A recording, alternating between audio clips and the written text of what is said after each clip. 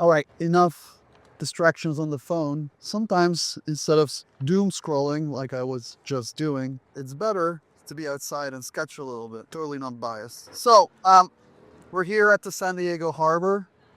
It's a beautiful spot. We're in front of a submarine. The exercise today is thumbnailing. Why do I like thumbnailing? I like it because I can gather my thoughts in a small drawing that I don't have to commit to completely. Normally I would draw them this big, like I've been doing before, like these little thumbnails, but I'll detail them a little bit more. I'm not gonna shade. I'm gonna try not to shade. So let's try to do something this size. So when I storyboard, I always like to draw my picture frame.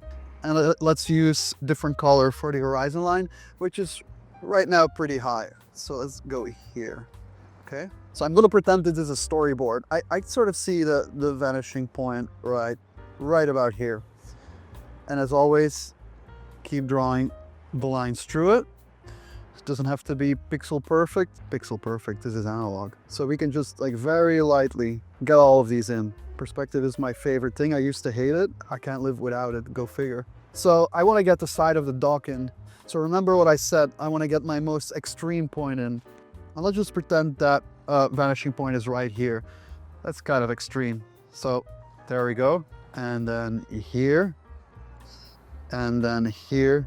So I'm pushing the perspective, all right? So you have our two vanishing points, right, right, right. That's one of the reasons why I left some white space on the edges so you can actually see this vanishing point right here. Because when I'm thumbnailing, that's what I'm doing. When I'm storyboarding, that's what I'm doing. I draw on a big page, then I leave room so I can get my vanishing points outside of the picture plane. So this is our picture plane. Horizon line, 1 point, 2 point. We're looking down at the scene because they are lower than us. So I'll exaggerate that too. So let's use a different color for third point perspective. One extreme. So this one is way off here. See, stepping back should be somewhere here. And we just imagine that we're pulling a line like that. And then we do the one in the middle. And then we keep drawing like so. And I just like to do a little bit more of them. Let's go back to our red, because I feel like we kind of would need a little bit of more lighter. So this is actually not the perspective that I'm seeing. This is me exaggerating the entire picture plane. So let's go to our black. And let's start with stuff in the foreground. So I really like this chain that is off here. So let's get that chain in here. That's kind of cool because it creates a foreground element that's a little bit more dynamic. And then right here, there is this dock. And we can just use the lines that I just drew as a guidance. So here, this one. Here, that one. So right here, like that. Like that. We're just going to draw shapes. That one is this one. That one is that one. That one here. That one here. There is another chord here that is going towards here. So I want to get that too. That looks very dynamic. See, here, this one, which creates overlap. And let's make it much thicker here, right? So there is a perspective. Oh, I really like that. I would blur that in Photoshop if this was a storyboard. And this is a chain, actually. It would be really cool to draw that big chain in here. I said I won't render, but I can't help myself. Chains are cool. So right there, right there, right there. Creates a lot of intricate. So I know I'm gonna detail that chain when I move in more. Right here, we have the sides of the dock, which is this wood. So let's just get that in. Boom. And I look at my green line to see where that other point is going. Right, got it. Going in, got it. Follow that, got it. So then it becomes a little bit more manageable. I think the submarine, so we have to look at it as a square first. It's right next to that dock. So I'm sketching it in very lightly. These chains will have thicker line weight because they're way in the foreground. So I detailed this a bit more because I know I'm going to go in at some point. Continue that chain going into the picture plane. So this one goes here, right here. And right here, there's a thing for the chords. And there's a lot of ropes. So I'm going to try to just get that in. And here's another rope that holds this boat. I might extend the picture plane a little bit here, and you can do that. Everything is up for grabs. So here, And there's this wood thing on the side.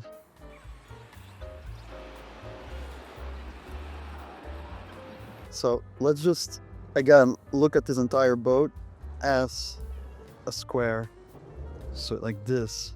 This one goes actually quite back. 1, 2. So right now how I'm calculating this is right here. We have a square. So you draw an X in that square. And here's the middle, which is kind of nice. And then we just, from the sides here, draw another X. And I go from the side here. So there's our third one. And then X. And then our fourth one. It should be here. So that's how you can sort of calculate that. And that's the end of the dock right there. It's kind of empty here. So I might add a mannequin here of a person. So we're going to keep it purely mannequin. Don't worry, I'm not going to detail it. So we have our box in perspective. Keep plant his feet on the ground. We can use the perspective lines we have and a little cast shadow to anchor it to the ground. It's probably the only shading I'll do. Maybe he has 2 dogs with him. I wanted some overlap on this figure. And then here we can do the second dog with some overlap here. And it's continuing in the picture plane. And again, with a little cast shadow. It's just so you can see how to add a little bit of figures into the plane if you want to. Let's continue here. There's a bit more ropes here, and then here too, and then here too. So now we get a sense of something going back in perspective. This leg could be in shadow as well. Let's just reinforce the outer line so the silhouette doesn't get lost. This one is kind of cool, so we'll just reinforce that so I don't lose track. So let's just make that a little bit thicker. Let's reinforce those lines. When I start out a sketch, I'm always a little bit hesitant to reinforce lines because I'm still trying to feel everything. There you go. And now you can start to make that right here with here. You can see there's some rope which overlaps here. So the kernel idea here is not to render too much. And this boat is actually much closer here than I thought. So I'm just going to find the center line of this boat, which should be here. And this corner should become here, this cabin. Thinking as this entire boat as sort of a box. Same here, let's find that right here. And these masts are gonna go way off. It's going to hold that before we add anything else there.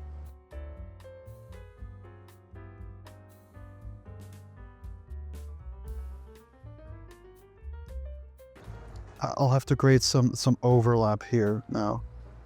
As long as we follow these green lines right here, there seems to be some detail right here.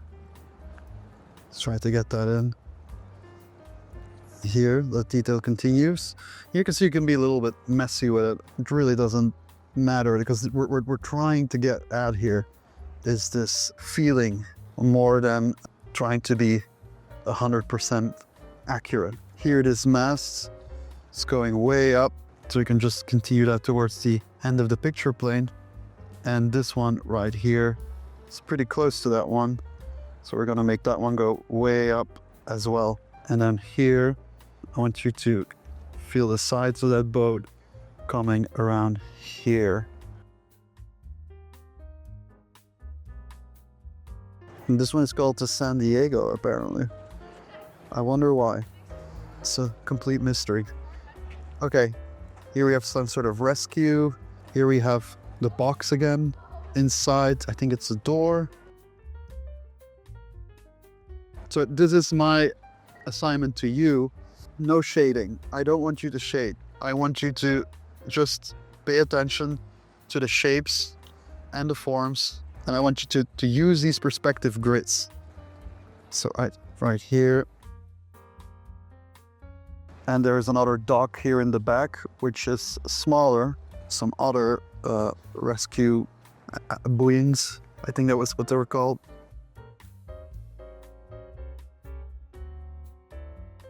And then we just keep following this line towards the vanishing point. And here are the sails, which go like this.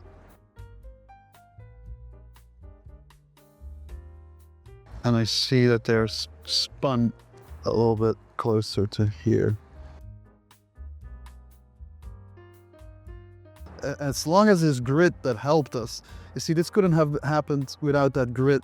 And you can do a little bit of form lines. I'll allow that because I'm doing it. I make up the rules here. There's some more.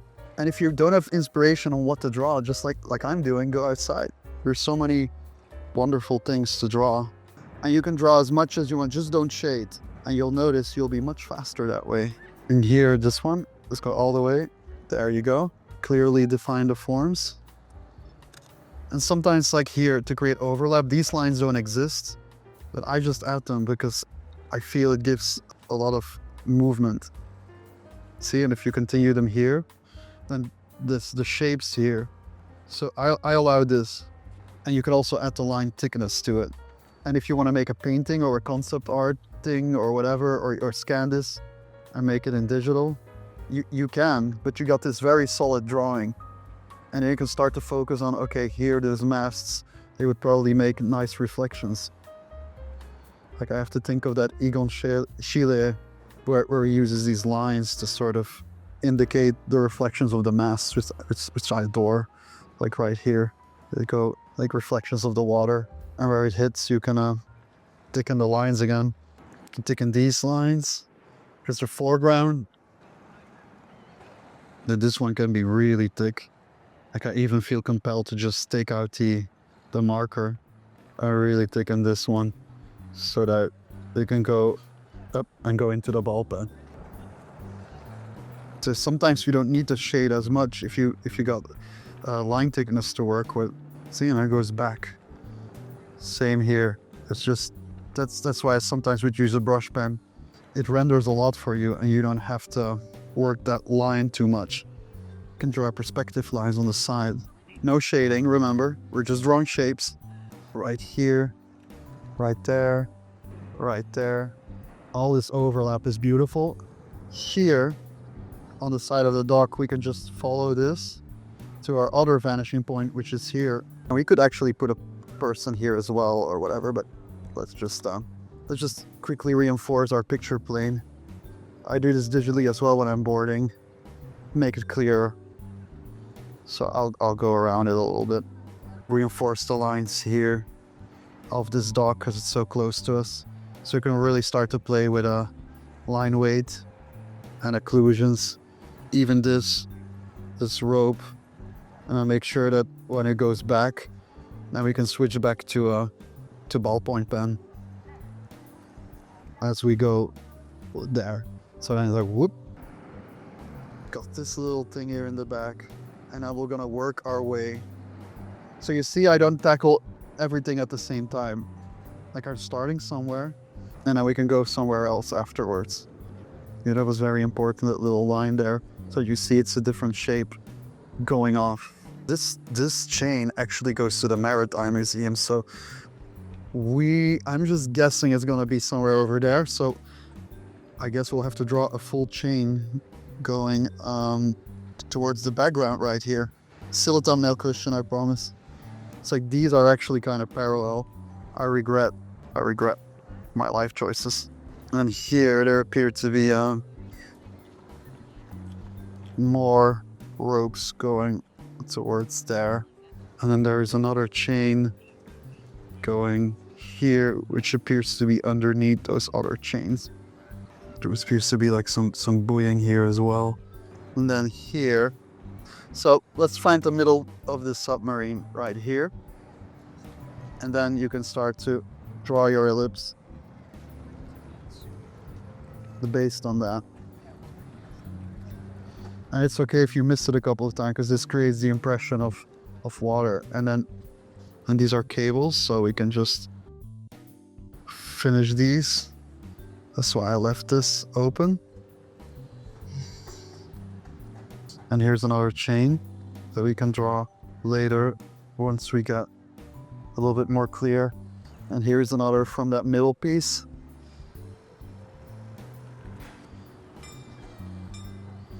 And here's some sort of element, which is good because we can spell out the form right here. Here, some rippling effect of water. And here there could be someone standing there, like 2 people. And just keep them stick figures when you do this first.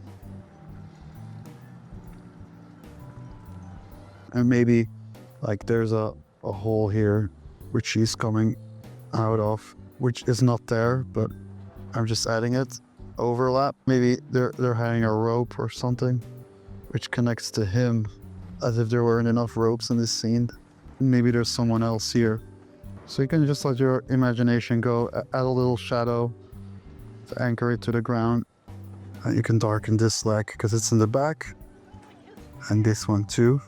Let's finish this submarine when it goes into the background. So we still have our green line. So now this is the first time that we're getting the other side of the perspective, right? Here, up, and here, here. And now we see the bottom plane of something. And going here, here. It's all about getting that initial grid in. So that is the exercise, and then putting things in this grid using all these lines you set out for yourself, right? Secure some more ropes. And here we see the bottom plane again. This is protruding.